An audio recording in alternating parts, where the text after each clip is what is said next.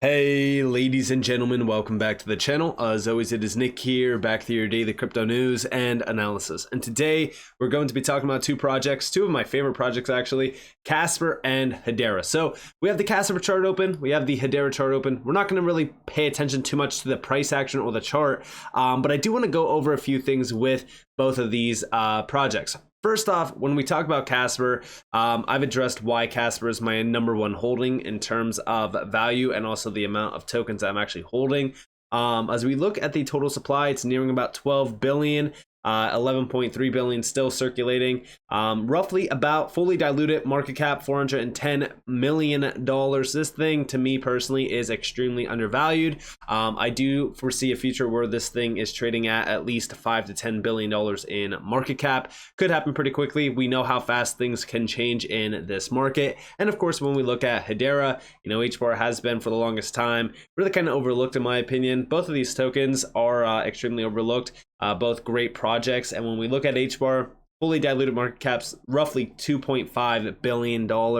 Again, I really kind of go off the fully diluted market cap anymore because we don't know how much supply is going to be released in terms of Hbar, and I know that that is one of the biggest things that really kind of everyone looks at. Again, as we really look at that metric, I do foresee a future where Hbar is trading at least $1 to $2 plus. I've always looked at $3 to $6, and I still am really kind of looking at that area. As we look at Casper, I mean, anything is really possible. I know that a lot of people have been comparing Casper to Dogecoin, ADA, things like that.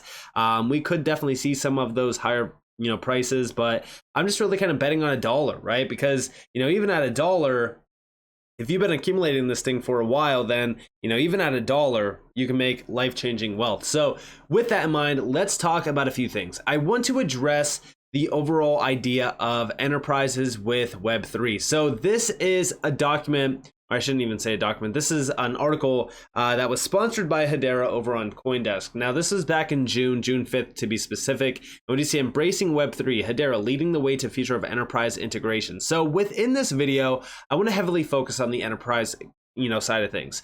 So are enterprises geared up for Web3? Now, Web3, in my opinion, is going to be extremely transformational. There's going to be a lot of money behind Web3, and it's really going to change the way we view the internet and view, even applications, things like that. So to see integrating Web3 into an enterprise's ecosystem is a complex and challenging task. Enterprises need to overcome a number of hurdles, including aligning Web3 with existing infrastructure, transforming traditional practices, and understanding the intricate mechanisms of Web3 technologies. Businesses are slowly boarding the Web3 bandwagon, but the journey is not without its hurdles. The entire business ecosystem needs to be re-evaluated to identify areas ripe for Web3-driven transformation. From supply chain management to customer engagement, businesses need to embrace digital asset strategies and establish trust-based systems if they want to harness the full potential of Web3. Now, of course, yes, as we really kind of look at this, I do think that two major projects that are heavily focused on the enterprise grade scene, and in my opinion, are going to see a lot of enterprise grade adoption. Hedera has already kind of started to see that, is of course Hedera and Casper. Now, as we do look at that, I don't need to tell you guys how many projects are already building out on Hedera in terms of the enterprise grade side of things. They are probably becoming a dominant force, in my opinion, around enterprise grade adoption at this point in time. So Hedera has already kind of really taken over that space at this moment. But I do think that Casper is also one to really kind of become a key driver as well. Remember, enterprises want that private public sort of area focus. They want to be able to embrace both sides of the spectrum. And also remember, right, like as we look at the enterprise grade sector as well, they want that future proof technology, which means they want upgradability around smart contracts as well, which Casper really kind of takes the spotlight around. Of course, Hedera does have a lot of great opportunities around the enterprise grade sector in terms of scalability, low cost fees, and things like that. So these two, in my opinion, are ripe for mass adoption from the enterprise grade sector. And also, I do want to put a spotlight on this recent tweet from Kevin Cage, actually. He did say enterprise blockchain adoption. He said global adoption is taking place now, the largest and least penetrated market in the world. The sales cycle is slower, testing takes longer, setting up permissions for users and roles is more complex. Once live, the use cases are not only orders of magnitude larger than retail use cases, but much stickier and likely to be used for years. It starts slow, then happens fast, growing exponentially. One single enterprise application could process more transactions than the entire Ethereum network, which we have seen that even with Hedera. We're extremely early. Hbar, Casper, add any enterprise project building real solutions. Hybrid deployments are being built. Remember the tokenization and volume estimates between 2027 and 2030 by Swift and BCG. And yes, as we really kind of look at the space over the next couple years, enterprises are going to be here in size. They've done studies on enterprise grade adoption, specifically the market growth between 2023 and 2027. This is in terms of billions of dollars. I actually think that this is going to accelerate pretty quickly. I don't think that this is extremely accurate, just simply because I believe that as more and more enterprise grade, use cases go live within the space, more and more enterprises are going to kind of flood in and utilize these networks because, again, the efficiencies are unlike no other, especially in the traditional world, which is also why I say blockchain and DLT really is the area of opportunity for a lot of these major players. And even if we look at smart contracts, right, this one was written by a Casper individual, we do see what's next. So while blockchain technology is still in its early days in terms of adoption, the tides are clearly shifting, which is why we are starting to see adoption happening now. We're starting to see a lot of moves. The tides are really turning here. And more organizations are showing a willingness to adopt blockchain. Increasingly, some of the largest companies, including 44% out of the top 100 public companies, are actively utilizing blockchain technology. I believe blockchain technology will soon become a crucial tool for every or nearly every organization, driving new business efficiencies and customer value. Further education, knowledge sharing, and community discussion will be critical for business leaders to reap these benefits to help businesses unlock the value of blockchain technology. Early adopters should create and share resources outlining useful applications, especially for smart contracts. At the same time, business leaders who have not yet adopted blockchain technology should seek out these resources in order to fully understand its value. As blockchain technology continues maturing and gaining traction, the time to learn, adopt, and experiment with its capabilities is now. And you know what's funny about this? We recently just made a video talking about XRP. In that video, Monica Long from Ripple was talking about how banks need to start adapting new technology, specifically blockchain, crypto, DLT, you name it, or else they will die.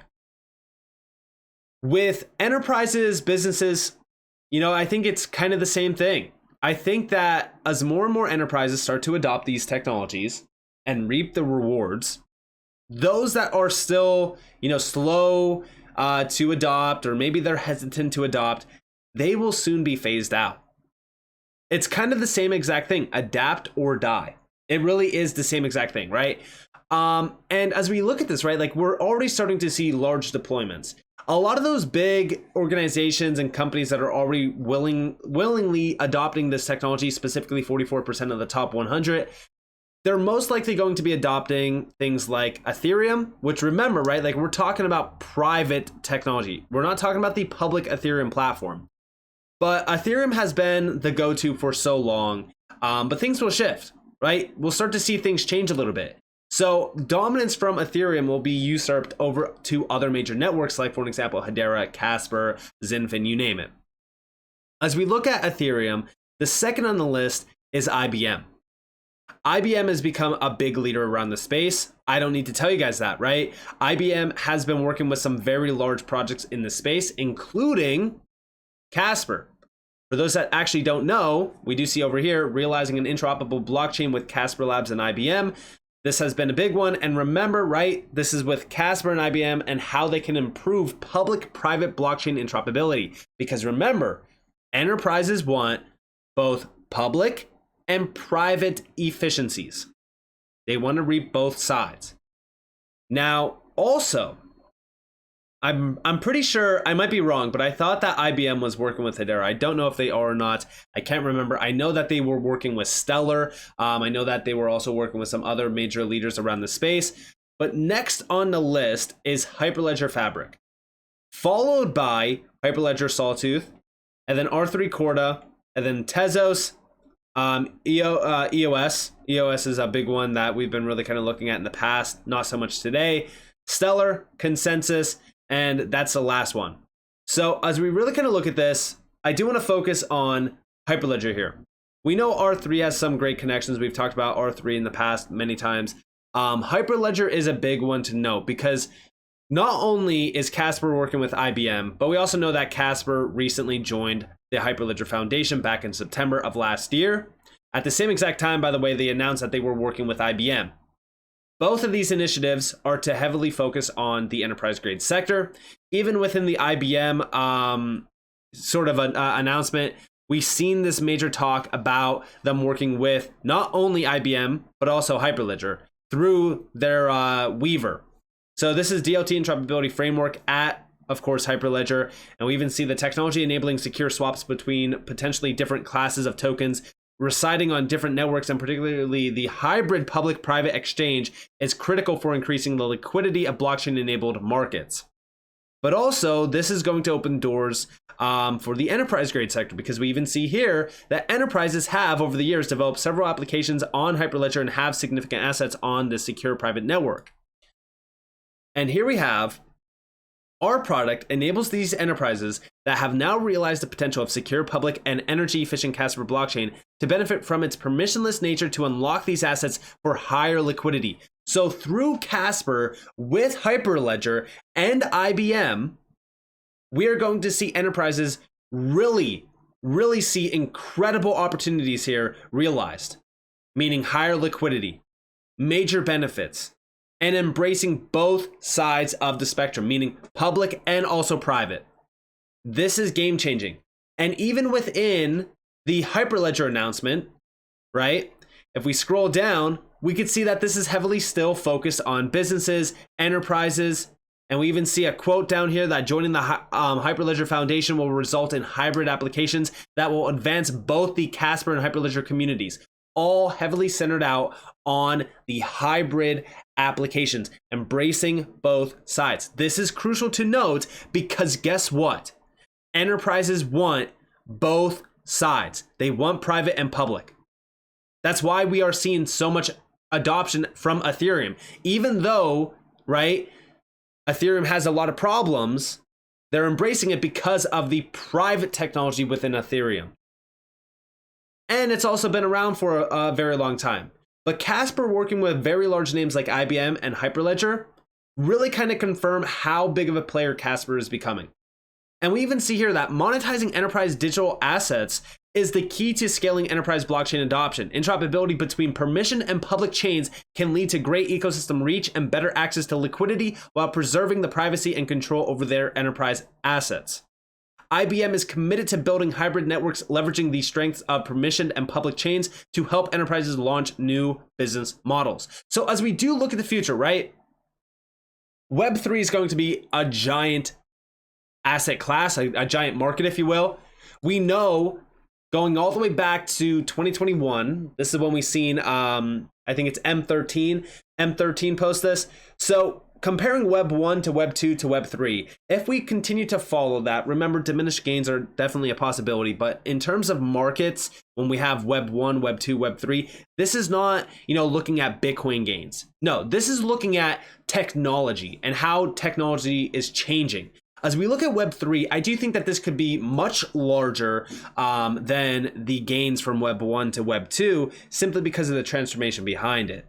If we do continue to follow through with what Web 1 to Web 2 seen in terms of gains, we could be looking at roughly a potential market cap at scale of roughly about $140 trillion. Now, remember, this is just following the same gains that Web 1 to Web 2 seen. I actually think that with how large this transformation is and the efficiencies locked behind, things like tokenization, for an example, I think that this could be much larger than $140 trillion. But let me know what you guys think down in the comments below, though. I'd love to hear your thoughts. And with that being said, if you guys did enjoy the video, definitely leave a like, subscribe, turn notifications on because more free content. You guys are more than welcome to follow me on Twitter and join the free Discord in the description below. And with that being said, this has been Nick. Peace out.